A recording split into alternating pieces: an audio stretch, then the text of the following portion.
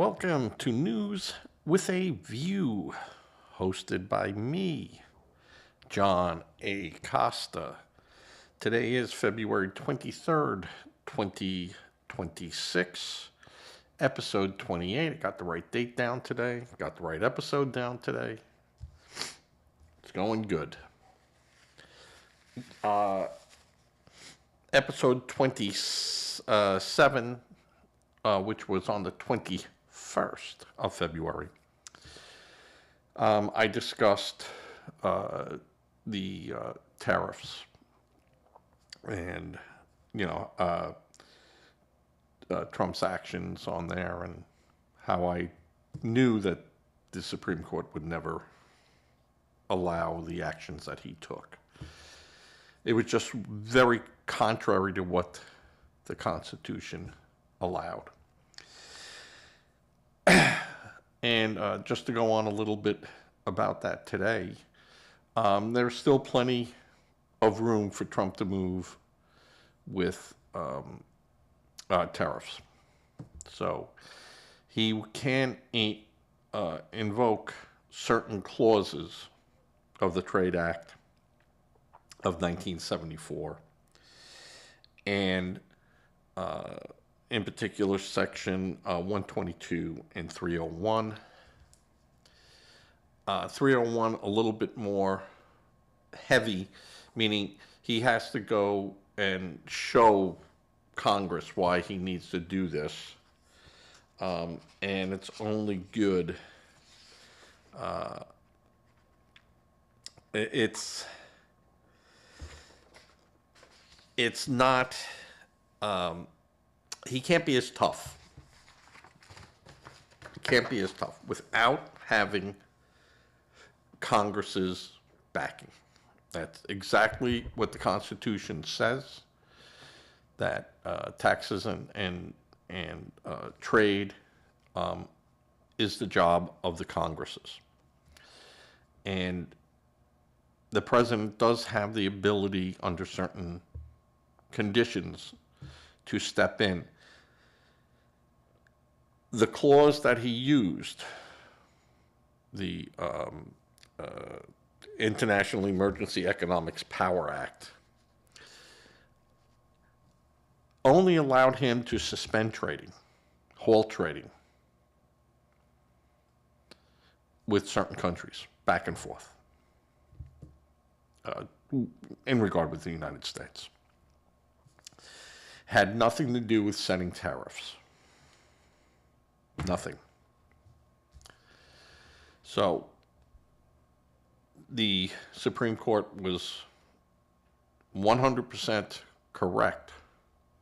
Even though it was 6-3, it really should have been 9-0 on what the president did. It was very decisive. So the only question I have, or would ask the Supreme Court, is why did it take them so long to make such an obvious decision? Why would they allow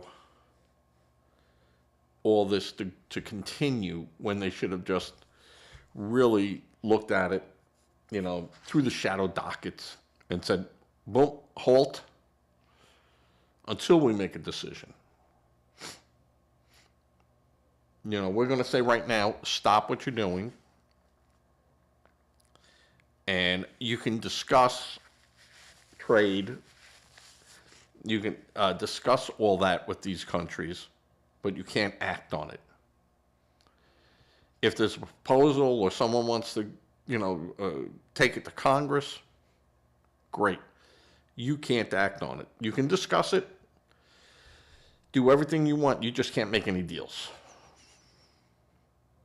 And that's the way it should have gone down. And I said that from the beginning. And now it's over. Supreme Court has made the decision. That's it. Done. President Trump overplayed his hand. It happens. Presidents see how far they can go. Some people will say they shouldn't do it, but an overreach that, people say it's unlawful or it's illegal. It's not illegal, it's just unlawful. The act of setting trade is legal under certain conditions. He just overreached, and that's being nice. I get it. It is being nice. But that's been stopped. And again, my question is, why did it take so long? In a 6-3 decision, it was pretty decisive. This wasn't close where they were going back and forth and, talking amongst themselves to go, this was, people knew right from the get-go they weren't going to do it. At least 3 of them knew. At least 3 of them knew. And the president still has many things under 122 and 301 of the Trade Act that he can bring to bear. The 15% across the board global, he can only do that for 150 days. Then it has to go to Congress. Congress can either extend it or modify it or kill it. He just doesn't get, the next day go, I get to do it again.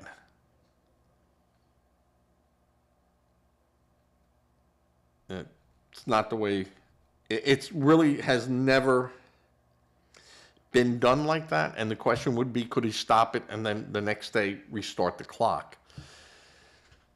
I guess he could.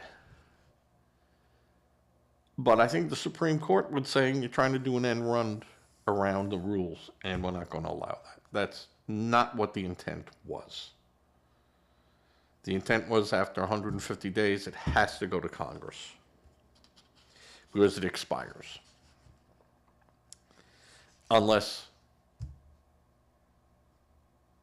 the Congress renews it and says, we'll give you another 2 weeks. We'll give you another day. We'll give you, whatever. They could turn around and say, we'll give you 100 days. Now, of course, this being a midterm, which it's important, but it's not important with this. Talking about a lot of money in case, let's just say they turned around and said, no, everything goes back to day one. You restart the clock. Everyone gets their money back. You're talking $175 billion that has to be pushed back out. There's going to be lots of legal hurdles that countries are going to have to fight to get this money back. I don't particularly like that. I don't like that ally countries, kind of get shafted by it, even though for years they've been shafting us.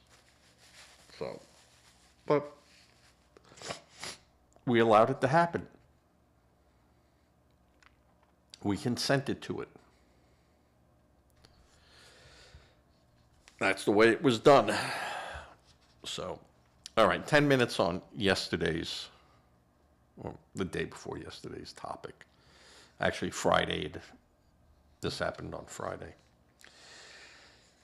All right. The other thing we're going to talk about, which is going to be big, from the Supreme Court, will be birthrights. And I have said from not the beginning of my podcasts about this issue, because at first I said, you know, it's a slam dunk that he can't do it. And then I started looking at it and reading a little bit more and jumping in and using the intent of the 14th Amendment and everything that led up to it and the discussions that you can look up. There are great books. I have a great book here. If I don't knock everything down, Bob in New York, and I just knocked everything down. Bob in New York hates this book, hates me for even showing it. The original meaning of the 14th Amendment. And I use this book all the time. And it doesn't mean that everything there is what ended up in the 14th Amendment. But it was the intent of the 14th Amendment. That is the big issue.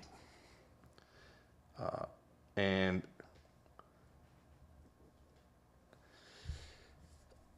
the history of the Constitution's wording of such on the birthrights was first defined in the Civil Rights Act of 1866.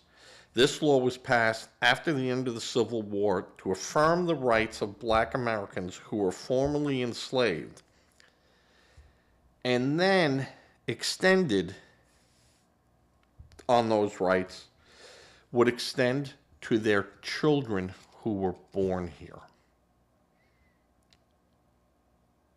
And that was the whole intent of the 14th Amendment, was to address the lack of wording in the 13th Amendment. And went forward a little bit more to say, hey, this is what our intent is. From the, those persons born here inside the jurisdiction.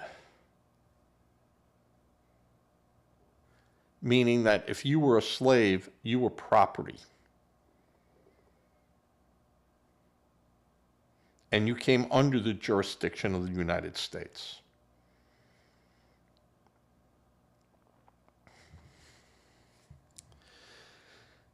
So, as such, those people born under the jurisdiction got citizenship. Where the fight's going to be is in that all persons born or naturalized in the United States and subject to the jurisdiction thereof. They wouldn't have put that word jurisdiction in there. The key word, jurisdiction, really means, and this is me saying this is not scholars, but scholars will use this. I'm going to tell you this right now. If you never gave up your intent formally to the United States government, when you apply for citizenship, when you apply for entrance and immigration status, you are immigrating to the United States.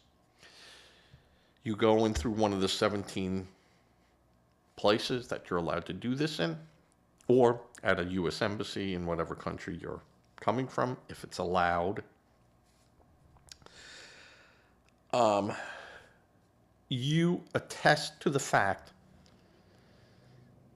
that when you come here, you give up your sovereignty of whatever nation you're coming from. You have no allegiance back to that country. And you swear your allegiance then to this country. For those persons who came in illegally, no status, no TPS, no parolee,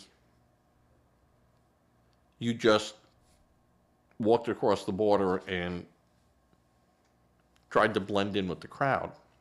You've made no such allegiance. You've expressed no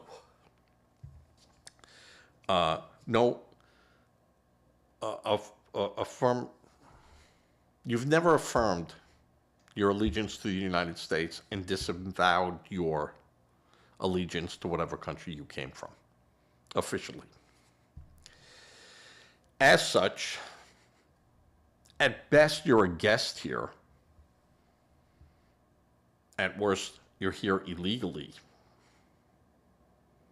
And you having children here between two illegals. It changes if one of those persons is a U.S. citizen. I'll agree with that. But two illegal people, two illegal acts can't make an act legal. And if you're here illegally and you've had children here, those children are in your custody until the age of 18, can't speak for themselves in most cases. Can't be citizens either. And there's no clause in the Constitution that says a minor child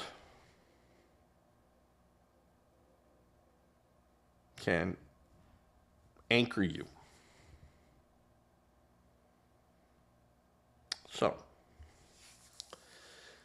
it is my feeling that the Supreme Court will agree with President Trump's interpretation of the 14th Amendment, and that illegals, purely illegals,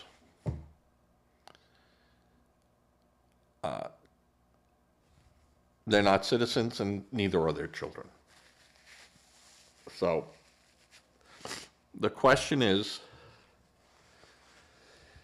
how about the people that were here under TPS that no longer have TPS? They were here temporarily. I would go as far as to say that if those persons have or in the process of applying for in the statutory time limit that they could, those are exceptions. If they're given citizenship, then fantastic. If they're in the process until the point that they're denied citizenship and have to go back, then they stay, and their children are citizens. It's that simple.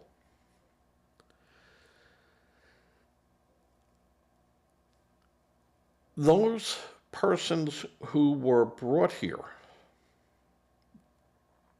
from, I'm going to use the Somalian people, and a lot of them were brought here out of camps because there was no other place for them to go. No other country wanted them. No other Muslim nation would take the Muslims. No other Christian nations would take the Christians. So Obama brought them to Maine and brought them to Ohio and brought them to Minnesota. Now, did he do that under the goodness of his heart? No. He did that to salt the votes. He was trying to get them in to vote and change the makeup of those swing states, to say the least. Turn them blue.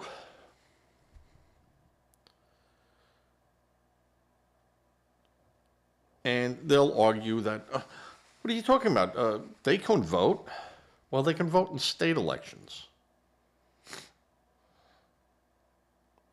And change the makeup of their states.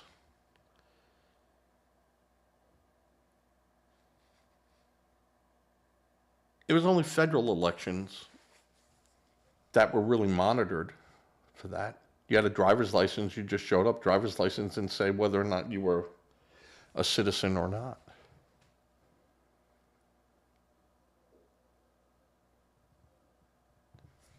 Mail-in votes. It's all employed by the Democrats. All employed.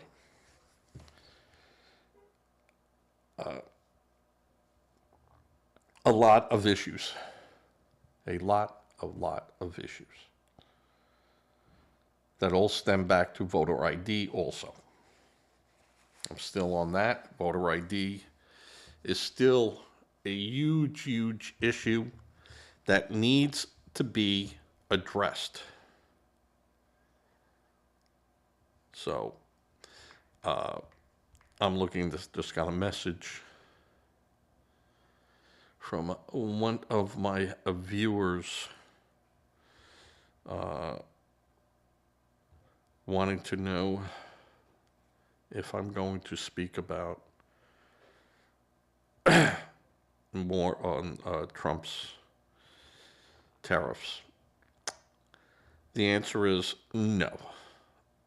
There's just too much going on, not enough information yet for me to make any type of decision, other than report what's being reported.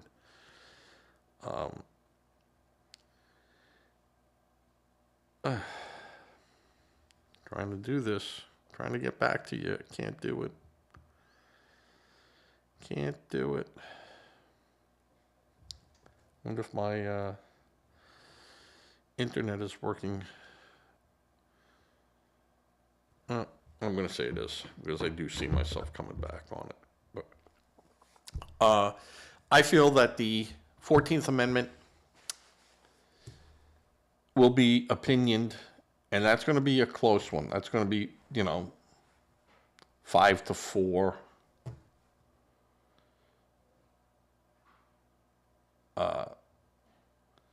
Or fail 4-5. It's going to be that close.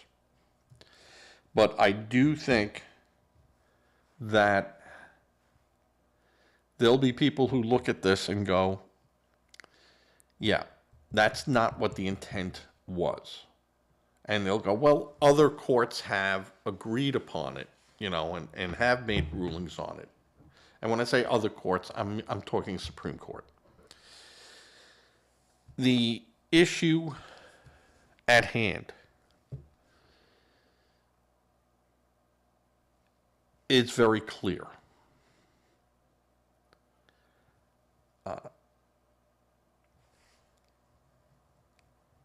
I think the president is correct on his idea of the 14th Amendment. I know I get a lot of comments, even from Brother Donald, who says that no, that's not what it says. But when you look up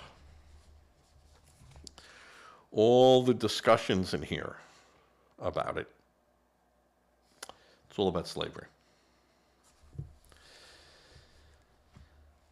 About slavery, and also a lot about the Chinese. Because you got to remember, the Chinese were being brought over here as workers.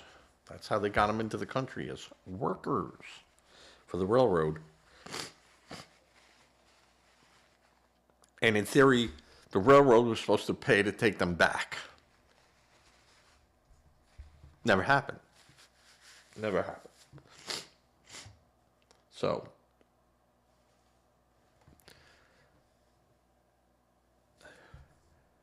they never went through the system, yet they became citizens. Or quasi, because it was still up in the air back then. It wasn't until like early 1900s that a real immigration laws started to really hit the books and being truly enforced. It's going to be interesting. It's going to be a lot of debates on it. But I think that I would have thought that this question would have been answered in September.